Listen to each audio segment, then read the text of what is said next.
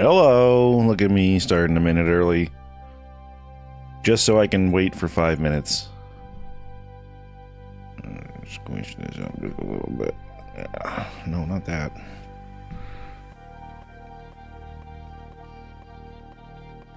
Yeah.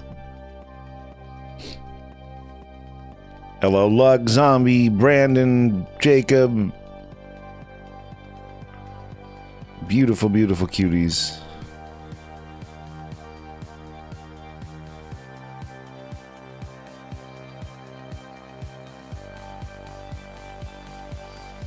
Welcome to my dungeon city.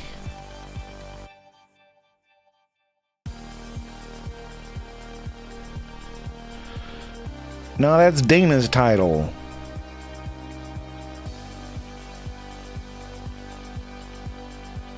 I'm Law from the bathroom. I hate that I ran out of sparkling water the second I hit live, and now I'm immediately thirsty. That's okay. I have the dregs. Grapefruit is the best flavor of sparkling water. All other opinions can go to the toilet. Coming out swinging. There's a lot of good flavors, though. I'm glad I forced myself to like sparkling water. For a long time, I didn't care for it.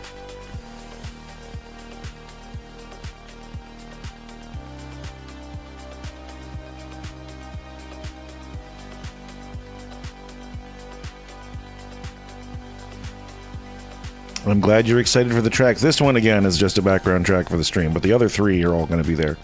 And they're the best of them, for sure. Hi, I'm Law from the bathroom. That's why my hand is wet. I just washed it. I guess it is.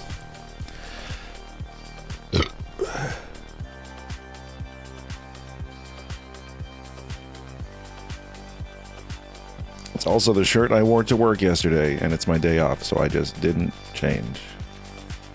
I took a lot of naps today. I had a busy writing week. And this next week is full of DMing. Oh boy. I ran the Cypher system on Saturday. I had a group that wanted to learn to play. It was an older gentleman's birthday, and his wife got him a private DM session.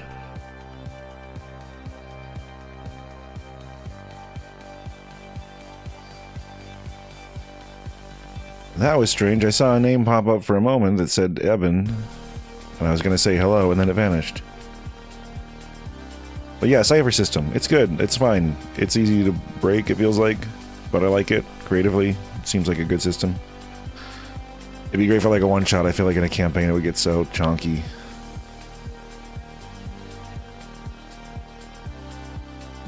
Hey, there's Eben Jackal. Your last message reset itself. I specifically ran Numenera by Monty Cook because I like the setting. Even though I haven't read any of the lore because it's like 100 billion pages of lore. But I can just like look at the artwork and get it, you know, just get it. Cypher. You had it right. P-H-E-R.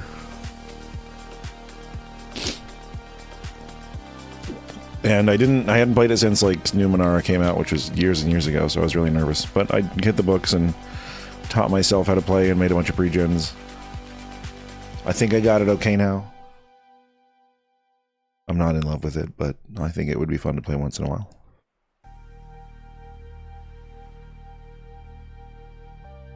Either way, Numenera is just a cool setting. It's fun to look at.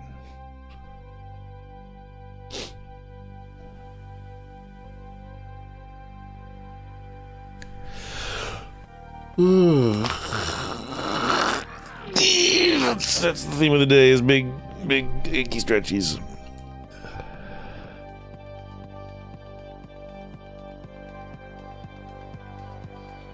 A whole barrel of mead?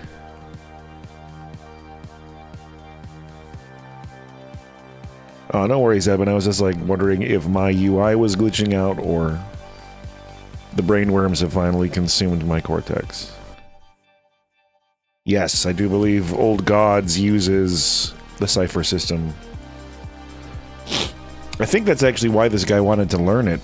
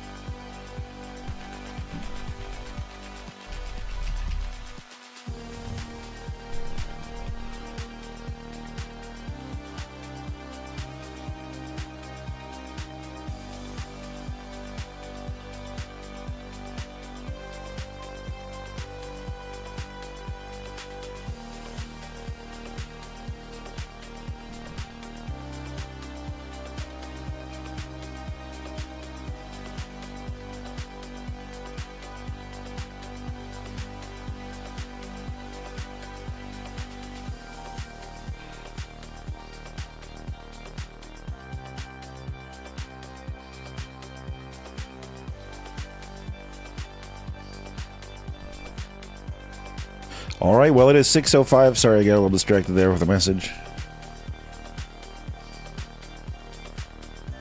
But I'm just going to go ahead and start the episode. I haven't listened to this one at all since I recorded it. I was very rushed to edit it this morning, so I just literally slapped my parts in and didn't have time to consume anything. So, without further ado, I'll see you on the other side.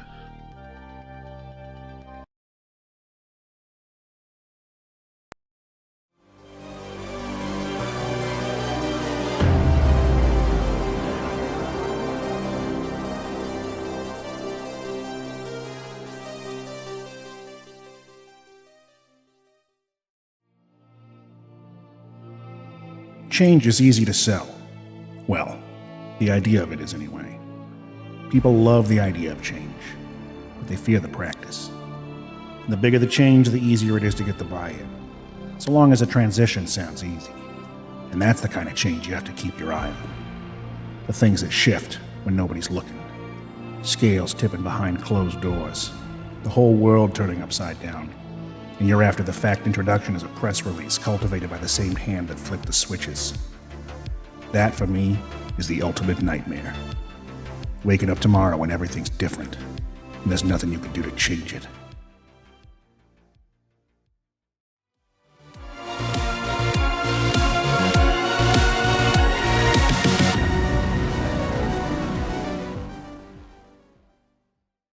The heavy metallic grind is sobering. The kind that makes your molars ache and your eyes water. The manhole cover hits the street hard as the four of you climb free of the heavy stench of the sewers. It took most of the night to make it from Halberd Avenue all the way to the Wargs, using the sewer system and old fading memories of maps and routes. But it was a damn sight easier than trying to navigate the streets while a full-on gang war is raging above. Besides the distant howls along the shore of the Chartreuse Ocean, the street is dead silent. The towering ghosts of empty warehouses loom ominously against the remaining night sky. This is the address, 788 Longship Boulevard, the one etched into the collar. One of the many abandoned warehouses to be found in this district. Decade-old husks, reeking of past industry, fenced off from the populace. The heavy chain closing the gate dangles limply over a faded metallic sign that says Exos Biotech, caution, dangerous chemicals. Keep out. All right, kitty, you're home. It disagrees. This is no place to raise a cat. It's no place for the god of justice either. Can I make a history check on what this company and their biotech is? Sure. Since I am, Artificer lore, I get to add double my proficiency on history checks based off of magical items, alchemical stuff, and all the good things. Does that apply here? Sure. Then that is a 14. You are 100% positive that Exos never had any chemical plants. This building makes no sense. It is a front. Exos has never had a biochemical plant. This is a front. The back's over there. We are professionals, are we not? Professional what? Professionally curious. Professional cat smugglers at this point. Don't say smuggler. I'm starting to think this, he gestures with his knives towards the cat on his chest, was not the best way for me to hold on to this cat. Don't point knives at the cat. Oh, she loves him, look. Nope. Nope. I mean, what would you call it? What? We're not exactly pet sitting. Yeah, but we don't have to train it to play with knives. You're right, though. We're catrepreneurs. I just don't like the idea of me being associated with smuggling any longer. May I get an investigation, a survival, and a perception? A knowledge history. My worst fucking Or skill. investigate. Fuck! Pick one of those ones that you're good at and roll it for me. I'm going to make an investigation because it's the best I got. That's what I did too. 4 plus 1. 2 plus 5. Hey! Woo! That is a 16 because I have expertise in survival. 17 in perception. All right. The things you notice while entering the gated courtyard and passing by the gate is that this lock is very new and has been used a lot recently. There is obvious footfall in the courtyard leading to the warehouse from not long ago. And the main thing that you notice, Vernon, is that the primary arcane power source to this place has been cut. They have been severed from the city's electricity. This place is not getting juice. They're off the grid. It's not getting juice off the city, or it's not getting juice at all? You don't know where they would get it if they're not getting it from the main power line. I see. Okay. Cat power. There doesn't seem to be any kind of security present. No sign of any people, just recent activity. And the path to the front door seems fairly clear. Wiley kind of leans down over the rock gnome and goes, "What do you see, boy? Something good?" I see that you have not trimmed your nose hair in a long time. He immediately just kind of like rubs his nose. No apparent guards. Not what I would do if I was running a front through a warehouse. Let's to trap. My thoughts exactly. Why would Bo give us the address of a trap? Oh, wait. He's already done that. You're quite certain you could jimmy this lock open without much work. Miss Deathrow, Yeah, what'd you pick up on? people have been here recently. New lock. Not new no more. And I try to pop it open with the thieves' tools. That is going to be a 17. Very easy to open the front lock and also the lock at the entrance door. A service entrance, the kind of place where employees would come in, possibly guests of the warehouse. As I'm in there, I'm going to go ahead and sabotage the lock. Very good. No one will be able to retool this lock without a heavy refurbishing. Yeah, going to cost them like however much money it costs. I don't know. I open the locks. I don't pay for people to open them. What's a lock worth? 100 gold? Wiley, none of us are getting paid today. Fuck. Make yourself useful. Look around quietly. Not my forte. I tickle the cat. Don't tickle the cat in public. As you set foot into the warehouse, the acrid smell of corrosive liquids lingers in the air. It clears your sinuses but clouds your thoughts, ever so slightly. Your feet echo on the polished steel flooring. It's obvious this place has been stripped clean. A giant open space with a ceiling so far up you can't even make out the details of it in the darkness. There clearly used to be walls here, and machinery, but they've all been cleared out. All that remains are random pieces of metal pipes, a few broken pieces of office furniture, and dozens of giant metallic mounts where huge tanks of some kind must have been once rested. You have no idea what Exos Biotech used to do, but whatever it was, they did a lot of it. You move slowly in the silent dark expanse of the machine floor, but there's no sign of life. The one thing that does catch your eye, though, clear as the moon in the night sky, is an upstairs office overlooking the floor with a light on. A wide surveying window, cracked, revealing an empty space. There's a narrow staircase leading up to the office door, which seems ajar. I want to see if I can stealth up to the window. Yeah, give me a stealth check. That is a 17 plus 5. Even though these are the kind of steel, echoey perforated stairs that would normally make a lot of noise, you shift your weight carefully, don't make a peep, and make it up far enough to peek in the bottom of the window. No sign of life, completely empty, but this office has been torn up. I give him some hand signals that mean literally nothing. Like a baseball umpire, just flinging them. I guess he took the drugs. I stand up. It's fine. There's nobody here. Not missing any beats, Detective Allman is going to head toward the office. After you. The office lingers with just as many chemical smells as the rest of the factory, mixed with cigarettes and alcohol. There are company charts on the walls showing blueprints of the facility, and a few desks with paperwork scattered over them. An empty filing cabinet stands in the corner with all of the drawers fully removed, and a few scraps of paper spread around. This place has also been cleared out, but not like the warehouse. That was stripped like a stolen wagon. This was quickly packed up like a backdoor lover, throwing on a pair of trousers at the first sound of spouse. A sloppy job. A single arcane lamp hums on one of the desks, the kind that has a 24-hour battery. It's flickering, but it still has a little life left in it. Dun, dun, dun, dun, dun, dun, dun, dun, dun. Miss Deathrow, silence for stealth missions. Where did I put it? Yellow. How did you get that back? You weren't paying attention. Who? Oh, Vivian. Yeah, no. How do you know her? Oh, Jesus. Give me that. All right. I thought it was for me. Yeah, what's up? Honey, Oh, when are you coming home? The Kepler account. Oh, TPK? that's what I'm saying. Well, you better get your asses down there. We got to be the first ones on site for that. What about yours? This is the most intelligible phone so far. Don't worry about me. I'll be there soon. Okay. My ass. Click. Mr. Decimus, can I ask you a question? Fire away. In your professional opinion, how the fuck are we not dead yet? Perhaps this cat is keeping us alive. We are of use to it somehow. Or Bo is pulling some strings. I prefer the lucky cat theory. I'd say it was because I mounted the biggest knoll that we fought and rode his tits into the ground. But, you know, everybody deserves some credit, I guess. No. Exactly. Let's get an investigate and survival from you two. Can I use my passive? Yeah. Sweet. Survival is going to be an 8. I got a 20 total. You know, at some point, you surely would have been in a room that Bo had ransacked, and this really doesn't reek of his handiwork. You don't have any evidence that he's been here anytime recently, at least not in this office. You know exactly how he runs a sack. No Bottom Billo, drawers no mint. first, Vivian does. top to bottom. What's your passive? 20. Okay.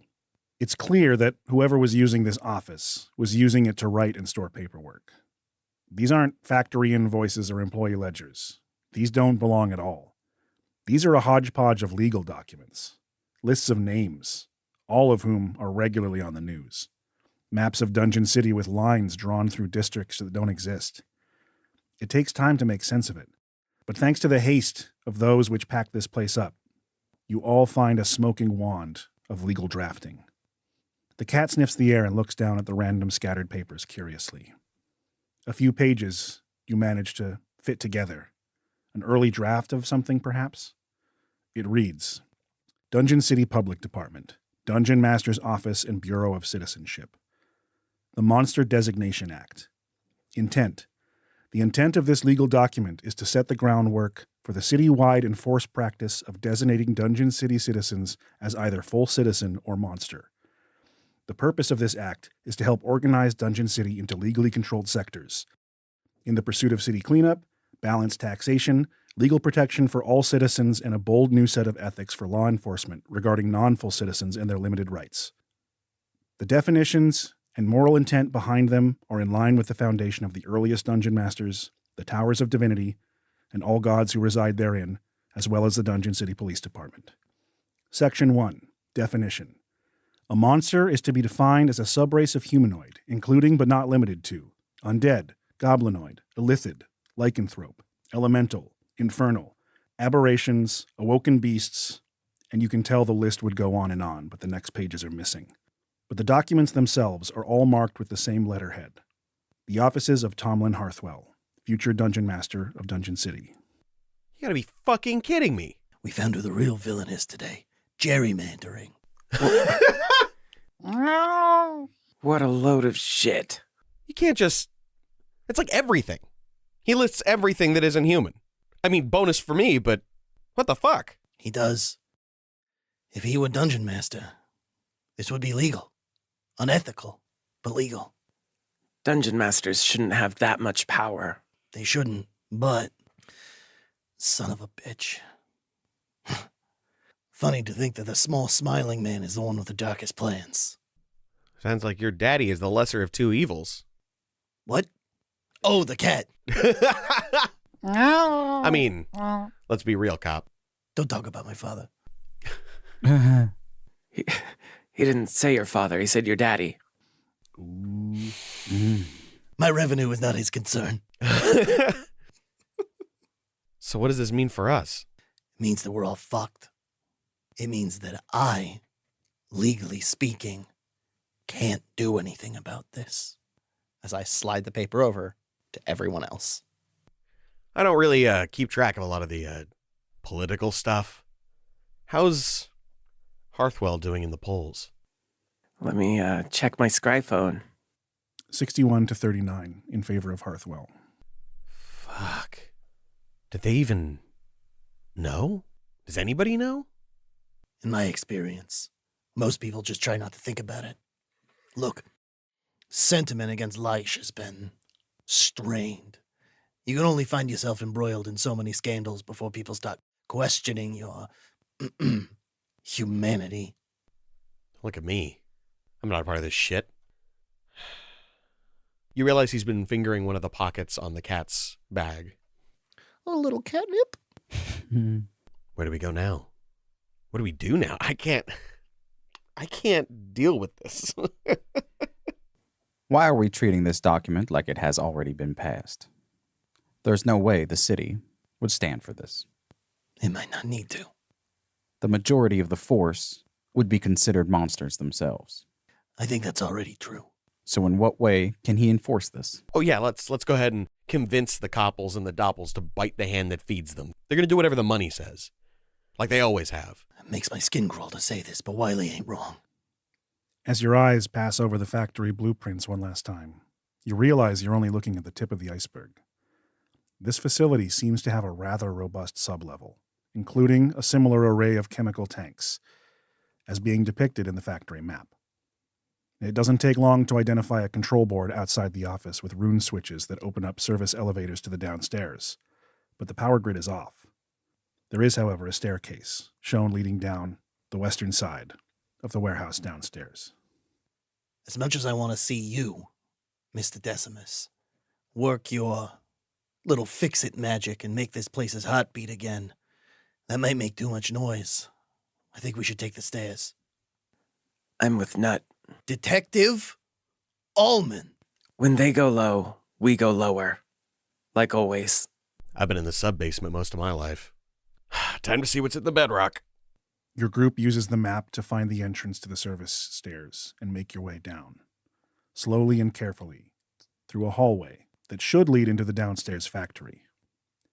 In the distance, you can hear the pumping of water and the sloshing of waves, probably chemicals being deposited into Dungeon Bay. You're surprised to see that as the deeper you go, the hallway has a few arcane lights powering it. You were positive the supply was cut to the building. Suddenly a figure appears from around the next corner. A mop of curly ivory hair sits atop their head, covered in a gas mask and a pair of glowing green goggles. A skinny man in a white lab coat carrying a clipboard. His long, pointed ears give away his elven heritage. He lets out a scream and falls over backwards in shock as he looks up from the clipboard and sees all of you in his corridor. By the gods! You scared me half to death. You're gonna get more scared. Pulls out his knife and runs at him. What are you doing here? Grabbing Wiley by the shoulder and trying to pull him back a little bit. I'm going to try to put my other arm over his other shoulder with my badge out. We have some questions for you. But this factory is under quarantine for dangerous chemicals. You shouldn't be down here. Buddy, my life is dangerous chemicals. Are you not at risk as well? Well, I have taken the precautions, and I am a scientist. This is my laboratory. Well, where did we get one of those white coats? We do not plan for extra staff for the night shift. BYO coat, boy.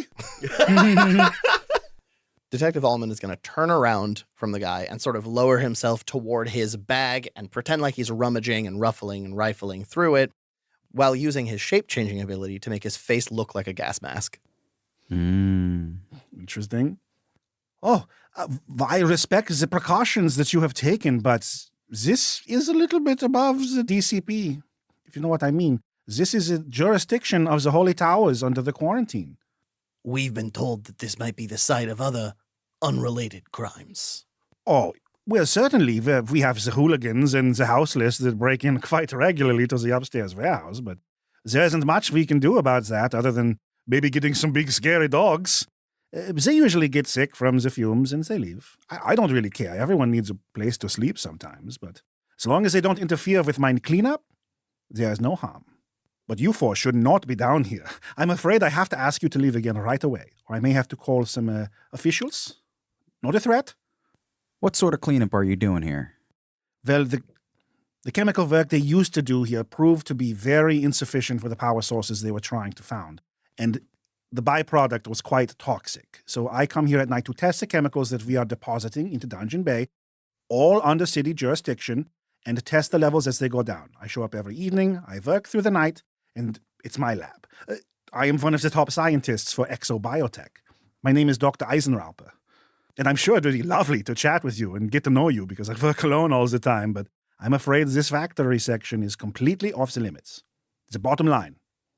I knew we shouldn't have cut budget on security. Taking out, still with my badge out, pushing it a little more forward. I'm going to say, do you see this right here? Yeah? This is an all-access pass to wherever I need to go to fix problems I find. Now, you don't want to stand in the way of this, do you? Roll me Intimidate. I'm going to try to activate the You can have thing from advantage it. from your authority. I'm going to help by kind of walking up to him and kind of playing a knife towards the hose on the ass mask. Yikes. Now, I don't have very good Intimidate, but I still got an 18 total. All right. He looks you in the eyes. You can see clear beads of nervous sweat trickling down his face. This seems above his pay grade, and he is definitely intimidated by you, especially this knife-wielding crazy guy with a cat strapped.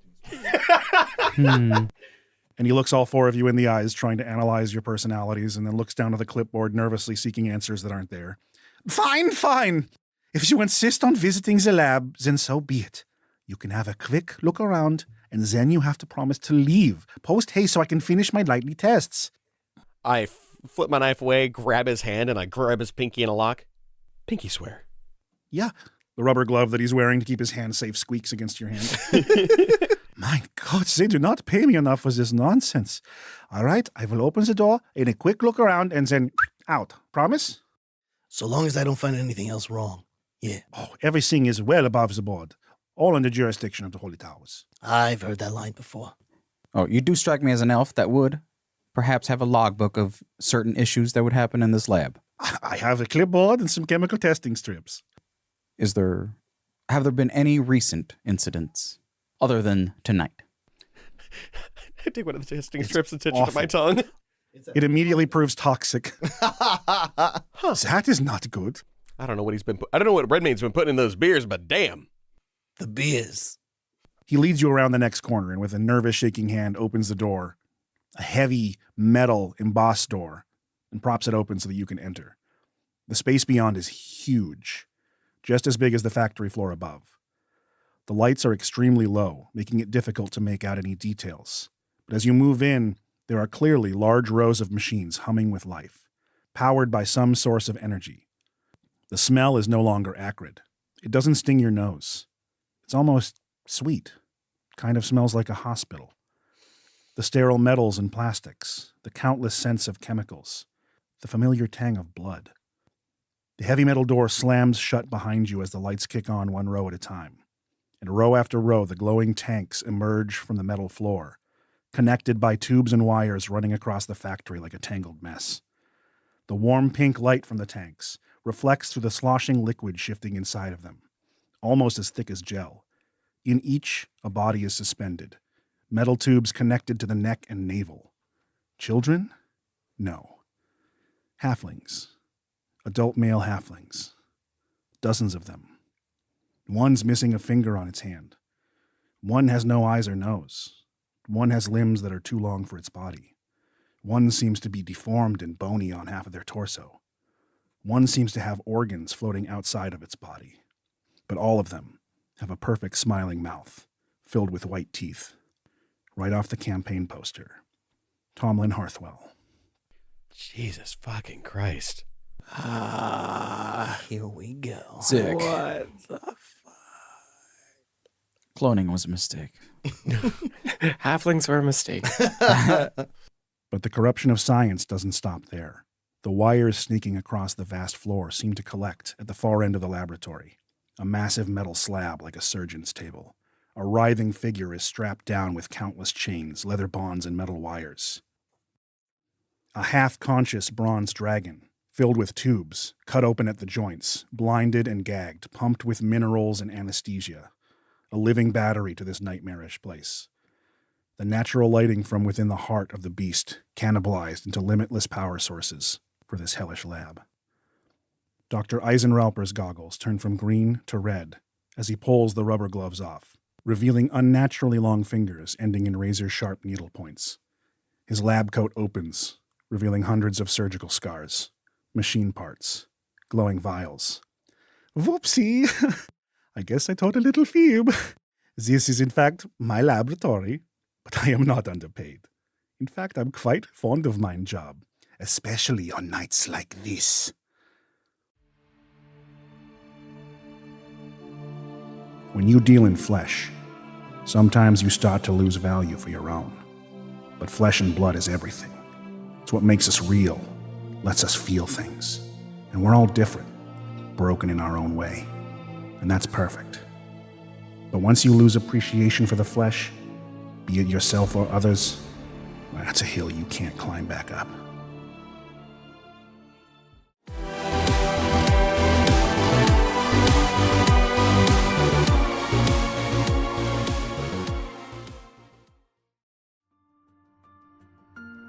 Passion, commitment, sustainability. These are the pillars of the Midnaus Corporation. When you're at death's door, only one place has the keys you need to either choose your destination or keep it locked. We offer payment plans for low-income fatalities with professional debt specialists who will help you get the most out of your loan, guide you on your journey, and keep close eyes on you until the job is done. The only things in life you can guarantee are death and taxes. And we've mastered both. Midnaus Corporation. When your time is up, come hereafter.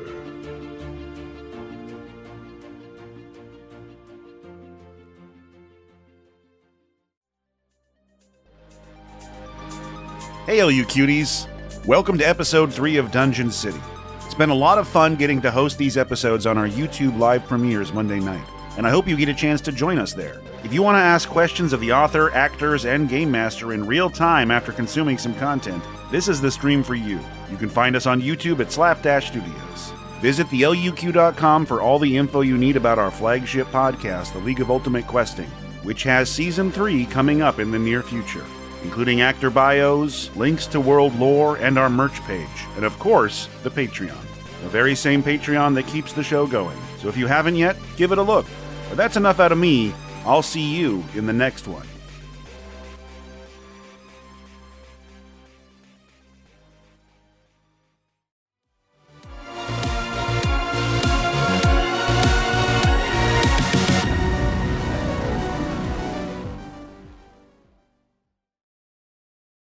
Let's roll initiative to start this combat.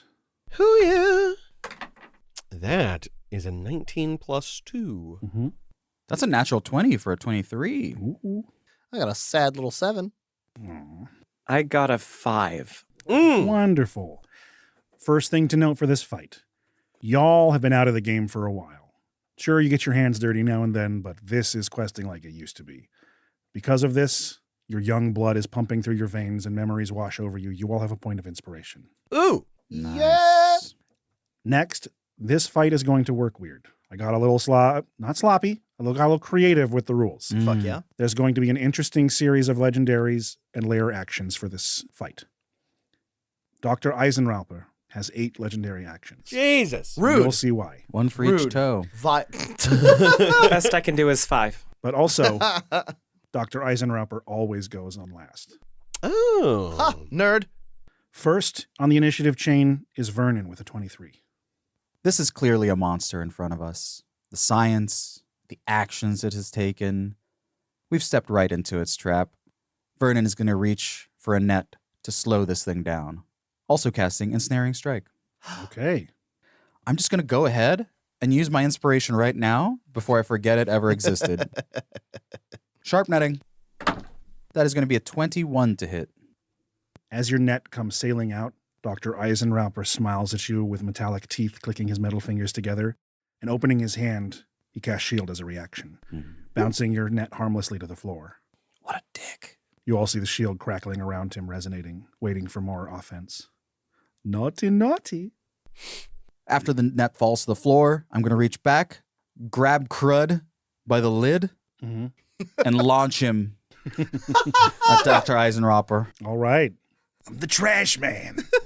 For a quick second, Crud is a frisbee of stolen rotten sausage links filled with razor blades. And it's not going to beat a 21, so I believe I'm going to miss. But Crud is now next to Dr. Eisenrauper. That is the end of Vernon's turn. Using one of his legendary actions, he pushes a button on his wrist and uses his Mad Scientist ability to animate a clone. The first time this is used in combat, it animates 3 clones. 3 of the tanks slowly slide open as the viscous fluid oozes out onto the floor, and these misshapen halflings crawl and clamber towards you, mindless, eyeless, hungry. That brings us to Wiley. Excellent. I am going to pop a rage boner Mm, and charge the beast down, and I'm going to reckless attack him. okay. Hold on. Okay. Hold on. Shields lasts until his next turn. Mhm. Ah, fuck me. Can I use inspiration? Absolutely. I want you to hit this one, too. Please, please. I love you. I love you, baby. I love you, baby. That is an 18, unfortunately. And that's it for me. You close the gap between it, but his arcane shield remains his only weapon, one against many. At the end of your turn, he pushes a button on his wrist and uses another Mad Scientist action for clone attack. Each clone gets to use a movement and an attack action. Rude. He's got meat shield tanks. Squelching and slurping across the floor, Mm. 2 of them raise their meaty halfling ham fists up to strike at Vernon. They're not great. 16? Not going to do it. All right, the first 2 clones that attempt to beat your meat fail horribly. And one slides like a baby seal made of afterbirth across the floor and tries to slam into Vivian. God, I love that. That's going to be a miss. The clones are starting off wet and shitty. That brings us to Initiative 20, in which he activates a layer action. He's going to use Automated Arcana as a tiny mechanical finger pushes buttons on his belt, casting one of the spells he has of 1st or 2nd level. He's going to cast Fairy Fire on everyone. Ah, poopus. I need a dexterity saving throw as the air is filled with this stingy, horrible, bright spraying paint. I get advantage. You do. Din gets an 8. Natty Ice, 23. 17. 15. All right, the DC is 16. Hey. So 2 of you make the save. Unfortunately, Vivian and Din are chromatic. And this is crackling. Like, it actually kind of hurts your skin, like liquid pop rocks. Ah! That makes it Din's turn. I can see you. Good.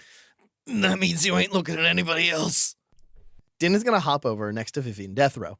When he does, he's going to focus himself and use Second Wind. Okay.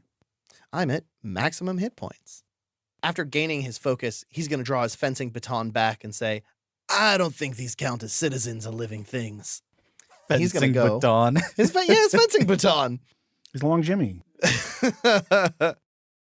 My girthy Jim in hand, I'm going to slap down at the clone twice.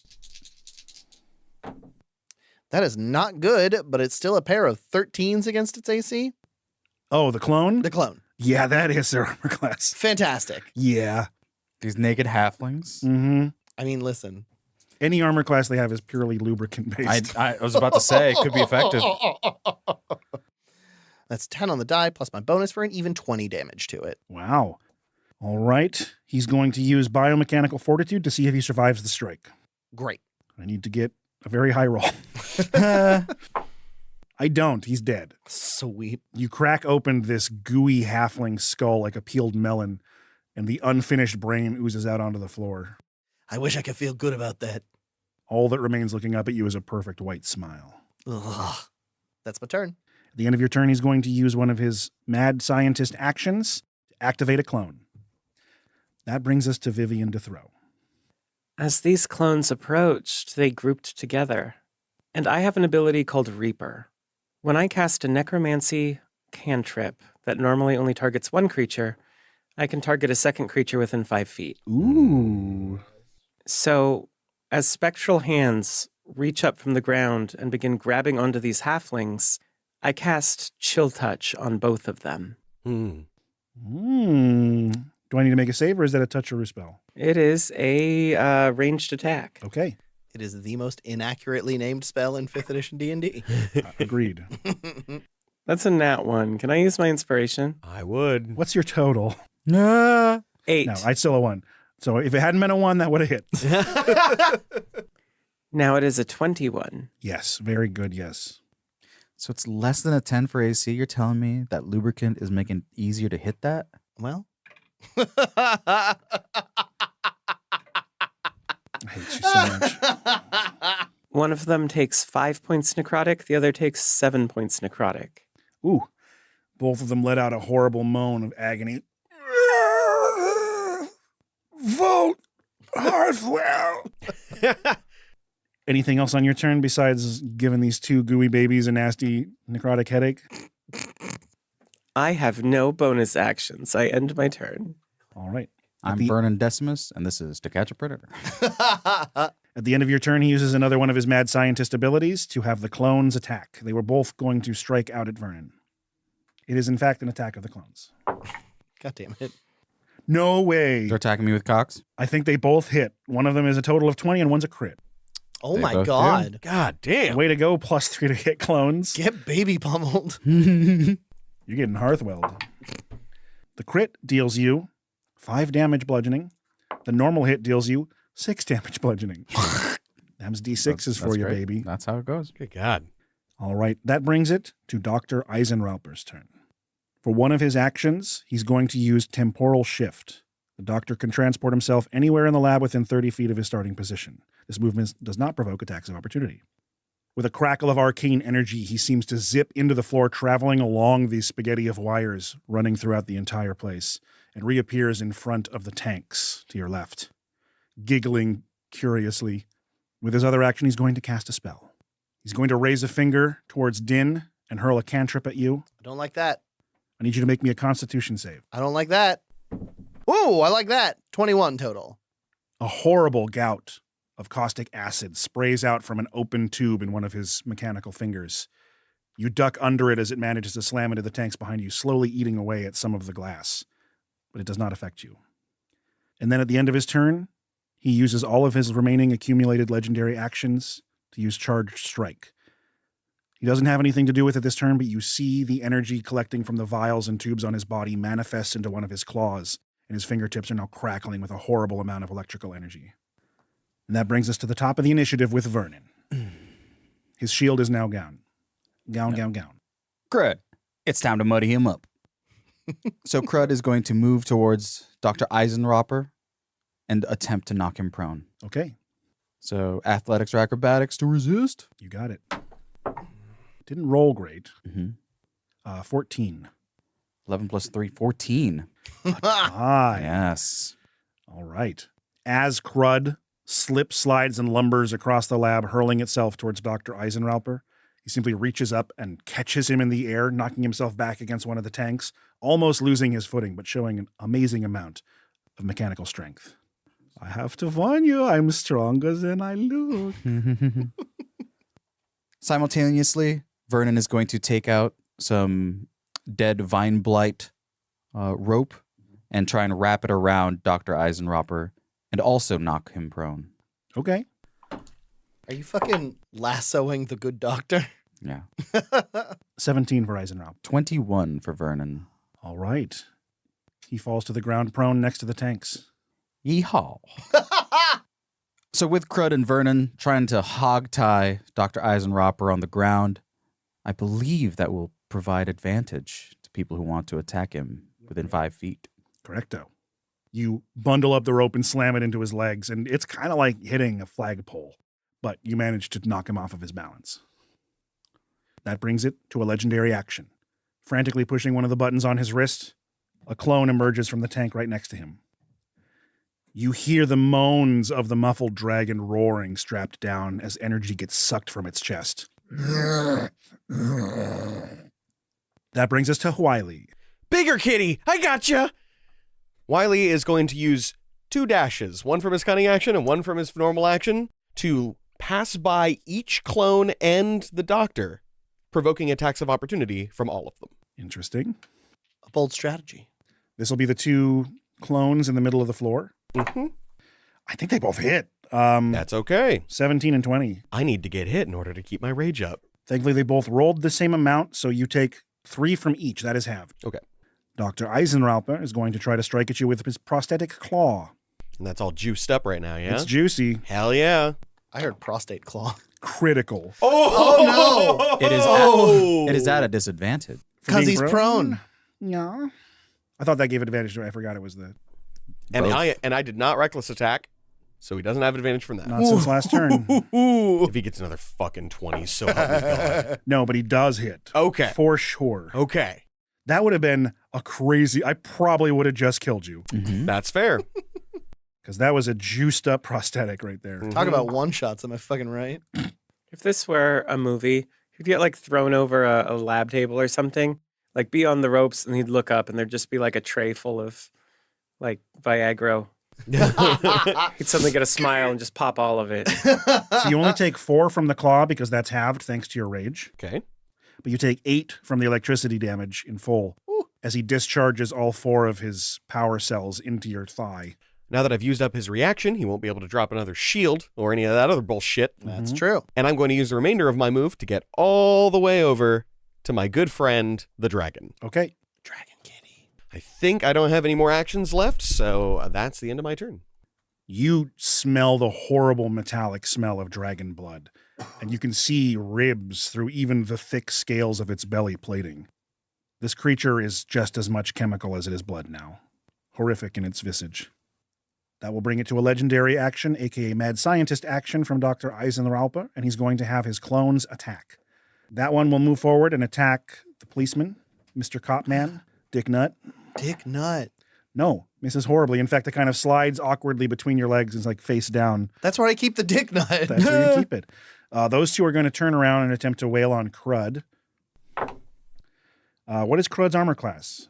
18. Yeah, he is made out of that good garbage. So 1 hit, 1 miss for 4 points of bludgeoning damage.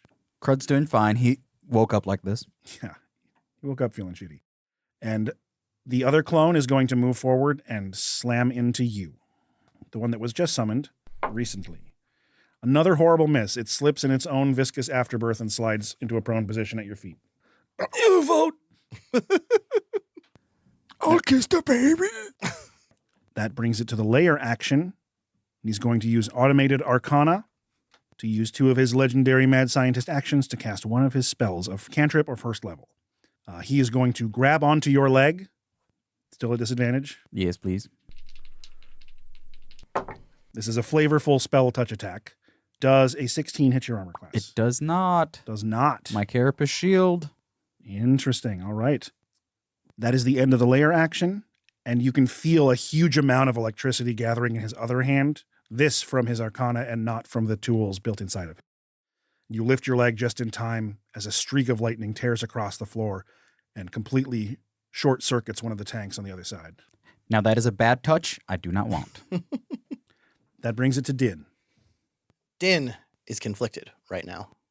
He knows what his allies need as far as help goes, but he also knows the oaths and promises he made to this city. And even places like this make it hard for that to break. Sticking to his word, he is going to turn to the clone on the floor in front of him and bash the hell out of it. Okay. 2 attacks. That's going to be 25 Yes. and an 11. Okay. Definitely hits. 21 damage this time From 2 different attacks? from 2 different attacks. It's dead. Nice. Taking my fencing baton and crushing this thing back into the ground, I'm going to look at Vivian and say, Mr. Throw, I can't get in there. You got to do it for me. Pointing at the mad scientist. I'll try to keep these little things off of us, but I can't touch him. You got it. I've got this one, Nut. Thanks, Viv. My turn's over.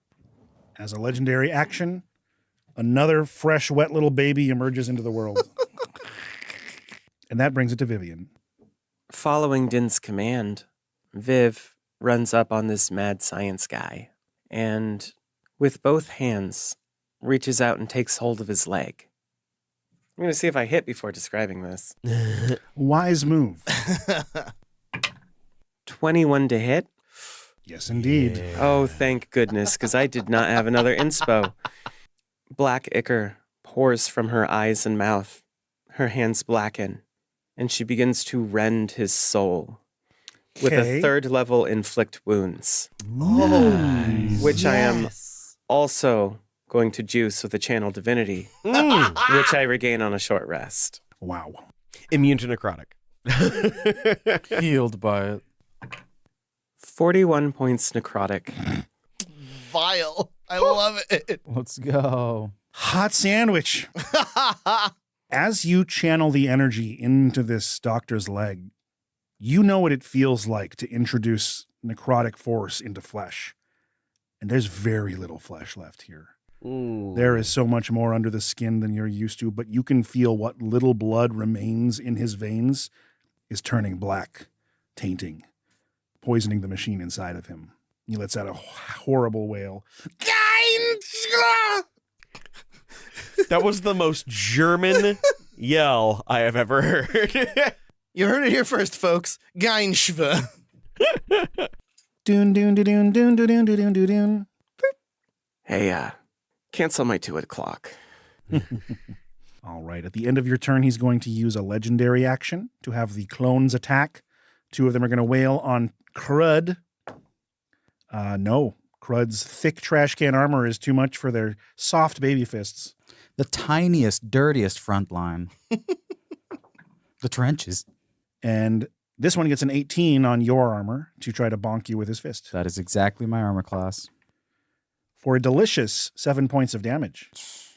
He hits you with his full halfling weight. You feel the stinging ting of this amniotic fluid clinging to your armor, infecting the wound with who knows what dark science. I'm sick with science. That brings us to Dr. Eisenrauper. He's going to use half of his movement to stand up. He is going to reach towards Vivian with a horrible swiftness with his mechanical claw while manifesting a charge strike with his remaining mad scientist points. You should not mess with magic, mein Fräulein. 18 to hit. That is a hit. He hits you with his claw and unleashes the charged arcana inside. That's a good roll. Take that. 21 points of damage. Oof. Ugh. Using his other action, he uses temporal shift to reappear behind Din. Leaning down and whispering in your ear, he seems taller than he was before. The laws that bind you do not bind me, mein constable. That brings us to the top of the initiative with Vernon. Crud, to me. Crud is going to provoke 2 attacks of opportunity from the clones, Mhm. move, and attack the clone next to me. All right. One of the 2 clones gets a crit, the other one misses. Cool. Crud takes 12 points of bludgeoning damage. Oof. Woofers. It's all good. Pops one of the reservoirs of his trash bag, spilling out his waste blood onto the floor. Crud's secret, there's always more trash. No, my inside macaroni. Boop. And that is going to be above an 8 to hit this clone. You do get above an 8, and that does hit. We are going to be doing 9 points of damage. Let's see if that ilkos it or if he stays at 1 hit point. He stays at 1 hit point. Oh, motherfucker. As his biomechanical fortitude is resilient against the sharp, stinging blades of your trash man. Okay. Then Vernon is going to provoke an attack of opportunity from that clone, since it did not die. Move away and towards Dr. Eisenrauper. That is a 23 to hit. That's going to do it. Go clones. Give him a +3 and watch him take over the world. So that is 5 points of bludgeoning. Okay. Still maintaining concentration. Now that I'm free from their threatening reach, I'm going to run towards my net and throw it at Dr. Eisenrauper. Okay. Show me that attack roll. That is a natural 1. Oh. Uh-oh. Inspiration? Do I want it to land on Din? That's a thing to do. Din, I'm going to have you roll me a dexterity saving throw. If this was any other weapon besides missing with a net, Yeah. I completely understand. I'd also accept a flail. yeah. Hmm. Or a whip. Or whip. Angelo, tell me Die. what it is. A 34. I don't believe you. It's a 12 on the die. Okay. That's going to be a 15 total. Okay. You do not get tangled in the net, nor does it knock you prone, but I will rob you of half of your movement speed on your next turn, That's fine. just to avoid eating shit. Yeah.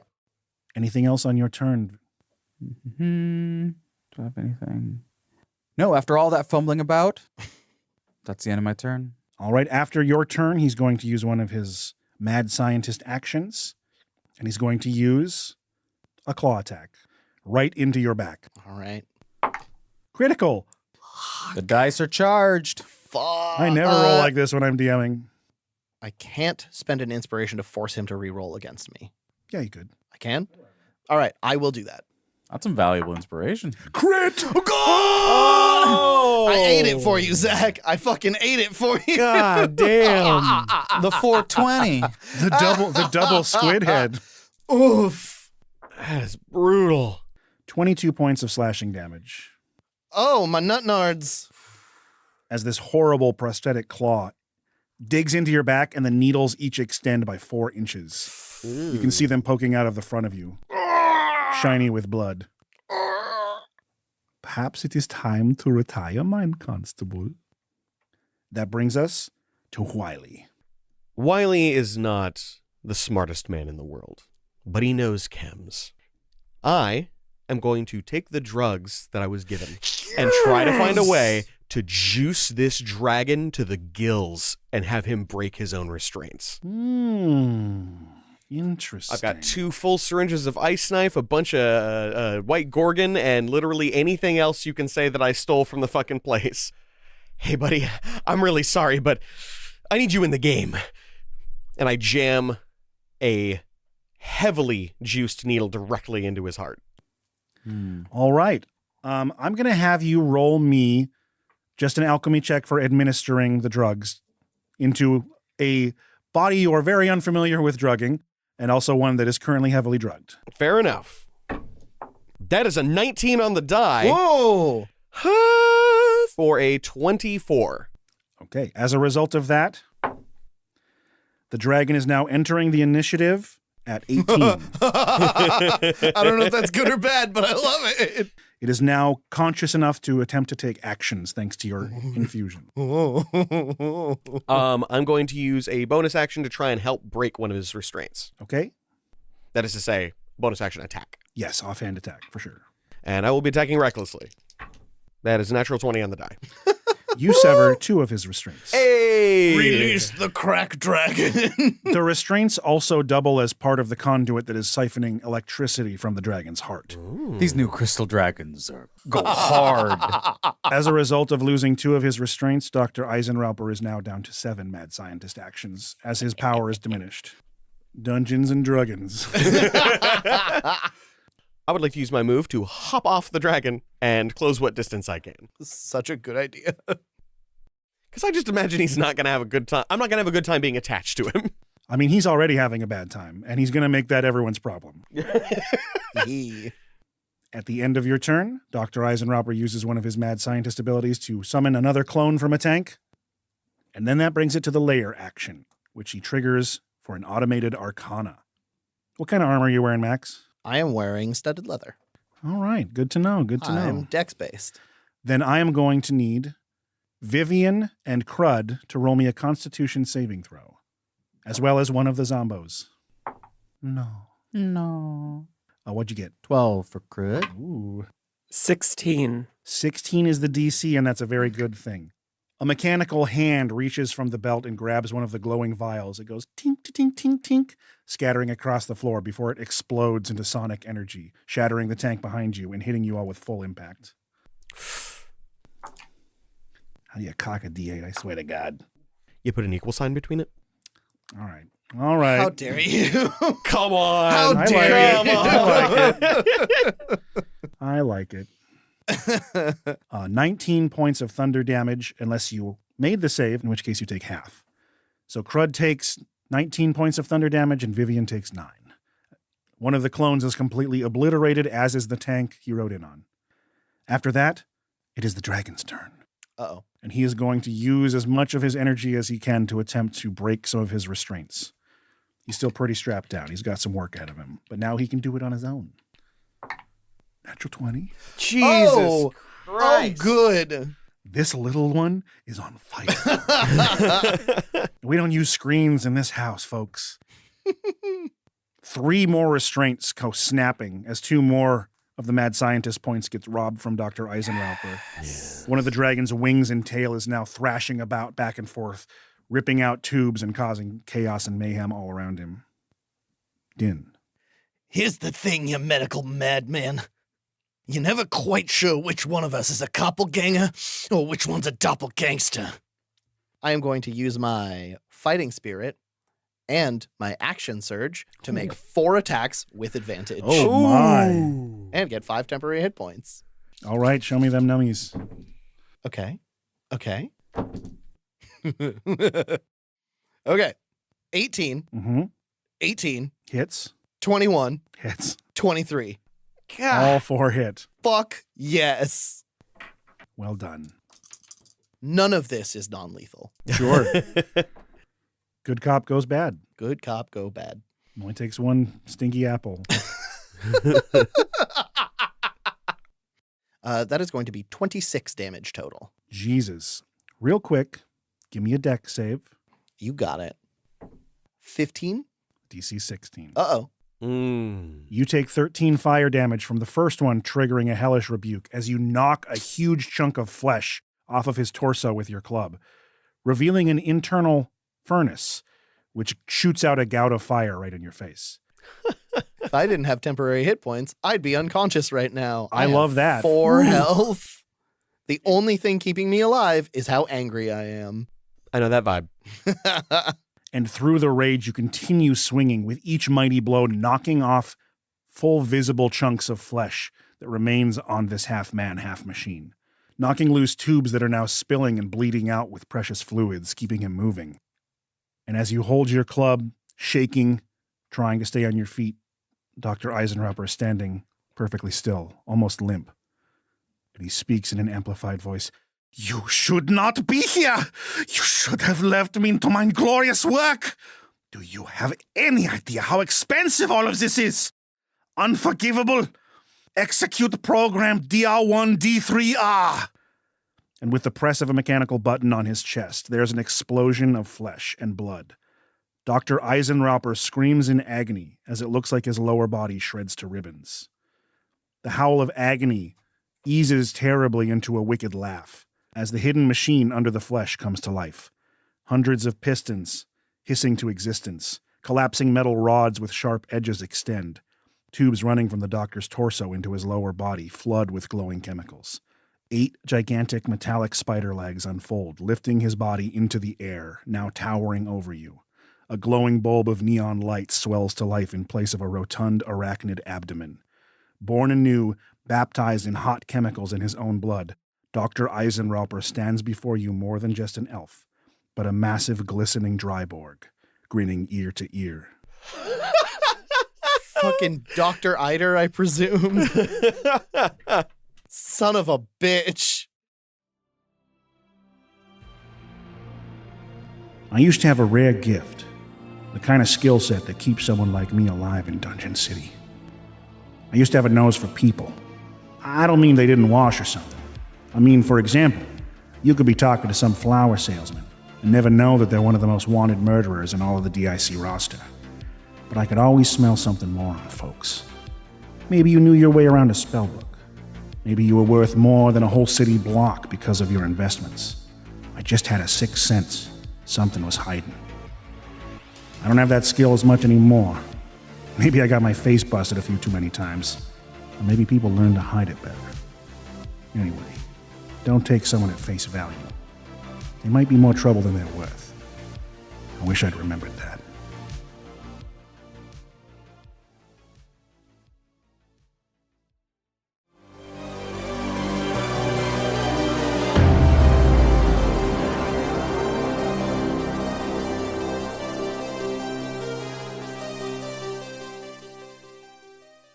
Fucking DR1D3. The second I heard it, I'm just like, you bastard. I think it clicked for both of us at the same time. Because right at the same time I realized it, you started flipping law off across the table. So One of the earliest ideas behind Dungeon City that came to me was the Biodrider. I love it. Oh, fuck. I'm a... Let me The see that shit. Dryborg. Oh, That's hell yeah. so good. It's good. oh yeah, That's that delicious. scans. I like that he looks just a little bit like Hunter S. Thompson too. Nah. Just a little bit, What a surprisingly tough fight. right? I mean, fucking 8 legendary. The zombies are fucking just distraction Sure. reaction Sure. fodder, but The yeah, crits. I'm glad you went for the dragon early. I had some mechanics in mind for how that was going to manifest the fight. We're gonna need it. Because, and fun fact, Eisenrauper is German for the iron crawler. Mm. Yeah, damn it. my spell slots aren't great. We'll see how this goes. Was there any Favy Momos from this? Start with Dana this time? You've never started with me before. I know. That's why you deserve it. I think you might have to deal with it. I I didn't like any of it. God, it's okay. No, I liked everything that Max was doing. I like how you were trying to stick to your oath, do your thing, and then finally just like, you don't know who's good and who's bad, and just fucking gut him. Thank Yeah. you. Thank Like- you.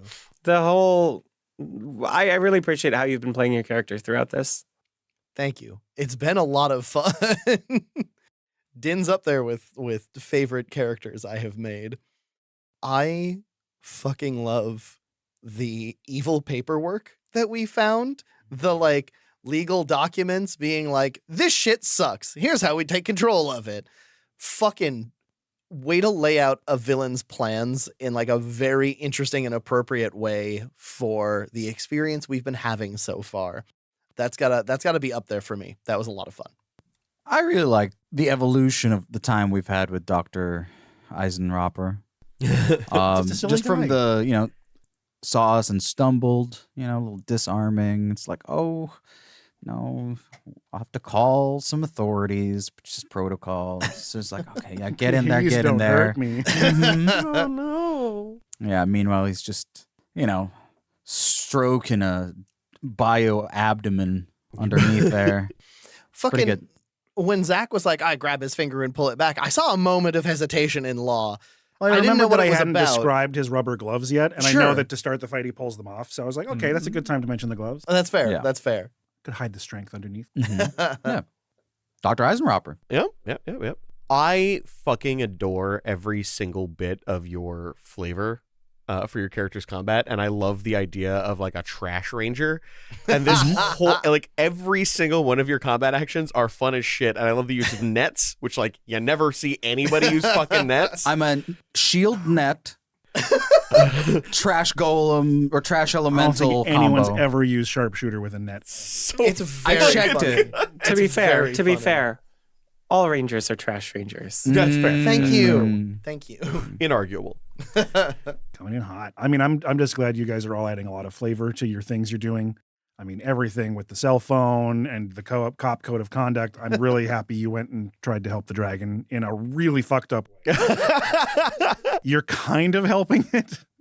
I was gonna say at the beginning of your turn, if you like break your oath, I'll break mine. And I am happy to interpret what you did as a breaking of an oath as a kind. Oh yeah, I mean, I literally used drugs on somebody unwilling. Yeah. I feel like that's pretty fucking shitty for an addict to do. Yeah. Well, and it's also a good thing you grabbed a couple doses of each, or else you wouldn't have anywhere near enough to affect the Yeah. dragon. I mean, a whole canister of the White Gorgon. I should hope that should get the boy going. And yeah, I love Crud. He's a very good familiar. So Crud. And just all the different descriptions of rotten meat and pieces of metal.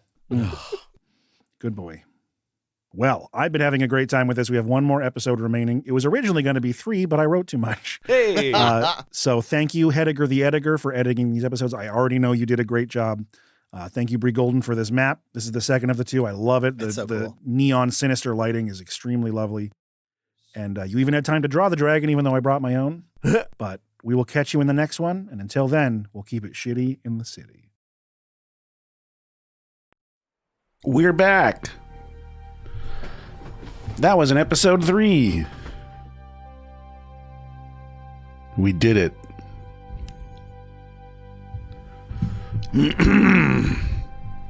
Excuse me.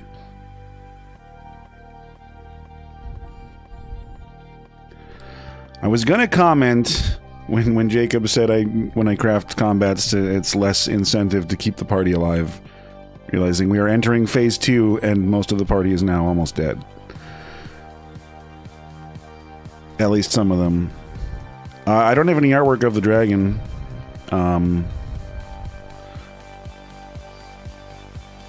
It's just like one of my minis somewhere. If we took any photos of Dungeon City, I'll try to upload them when I put up the Dungeon City pack, but it's just like a bronze dragon mini.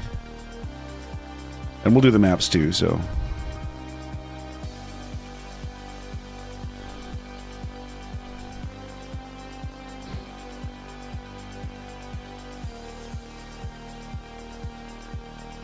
It was really fun listening to the fight again, and just like the role-playing of Eisenrauper.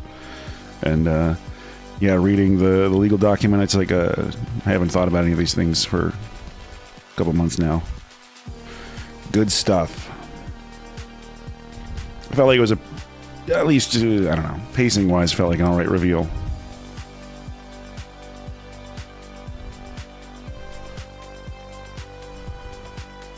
So the full question is, has the LU Q&A already been recorded? And if not, will you guys be discussing Season 3 at all? I don't think we go much into detail on Season 3, but we already recorded the LU Q&A.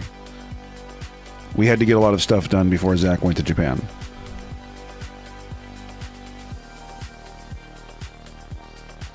Well, no, I was saying on the map that Bree drew, she included a dragon in that map, which I thanked them for. Even though I had a miniature for it. So it's part of the map. Not like a fan drawing or something.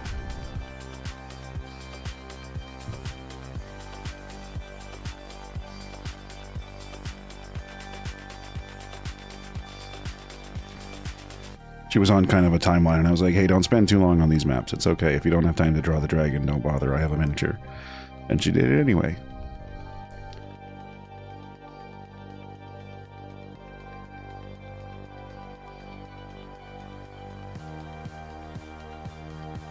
Mm-hmm.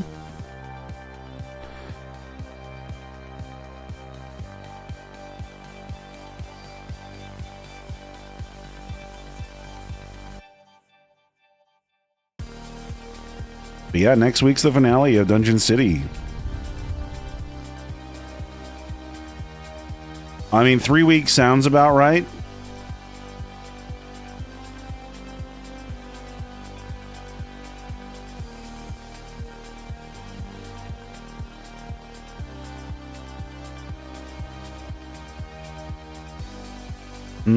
When you were in the early stages of this, were you open to the characters pursuing the opposite route, basically, along with the tyrannical DM?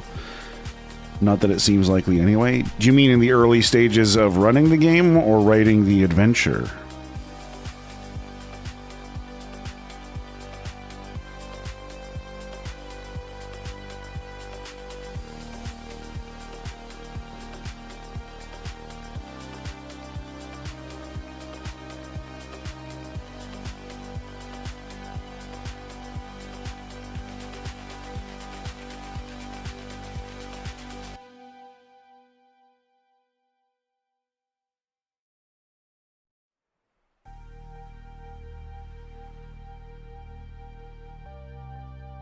We'll wait for the chat delay to answer. Either way, though, my general answer is like, with the party... Yeah, I mean, I didn't really have any goals for what their choices were going to be when I was writing it. I'm usually pretty hip to let the players do whatever they want. It especially would have been fun if the group decided to do things to try to help Hearthwell, and then found out that he had made half of the party non-citizens, or was planning to. Since one's an orc and one's a changeling.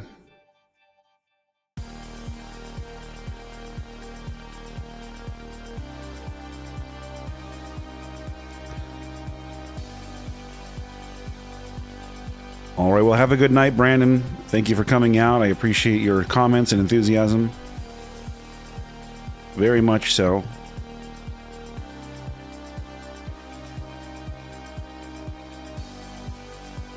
And I have every intention of being here next week to host episode 4. Unless there are some dramatic life changes and or business concerns that come up.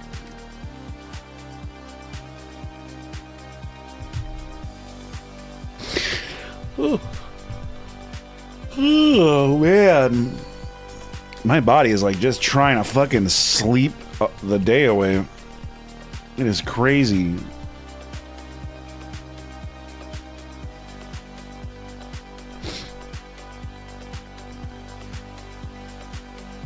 I mean, there's no real correct choice. They're both pretty bad. But for the sake of stopping something so horrible as the Monster Designation Act, like, I feel like that at that point it's not about supporting the other one, it's about stopping the one, you know, but that's, at least that's how I would feel in the world.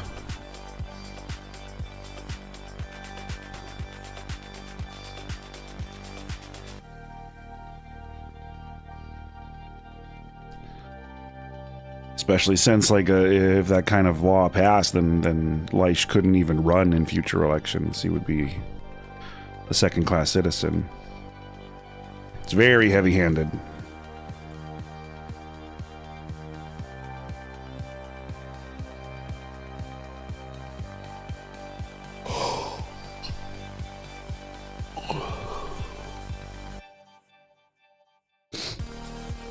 Leish is just a tyrant.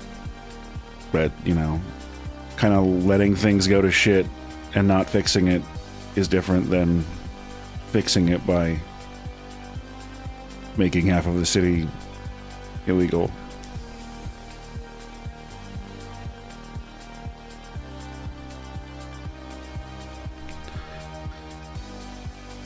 But yeah, it's a tricky political situation. That's how it should be, at least narratively.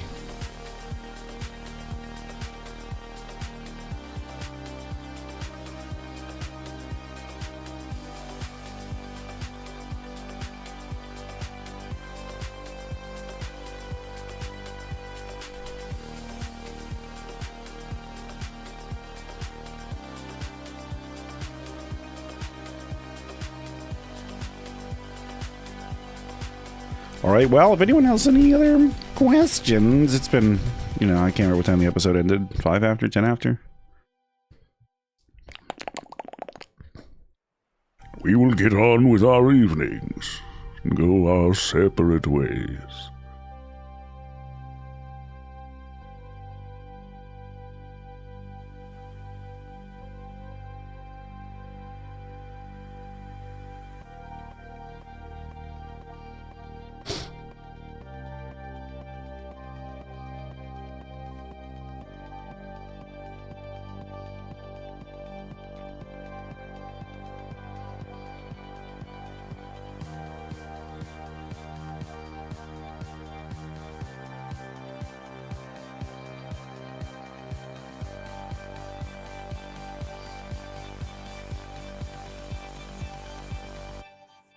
Sounds good. Good night, everyone. Thanks for sticking around a little bit and asking a few cues and giving me your live responses. I appreciate all you being here. And again, I'll try to be here next week for part 4. I feel like it's just had to happen that way based on my current schedule. So unless something unforeseen happens, I'll do it.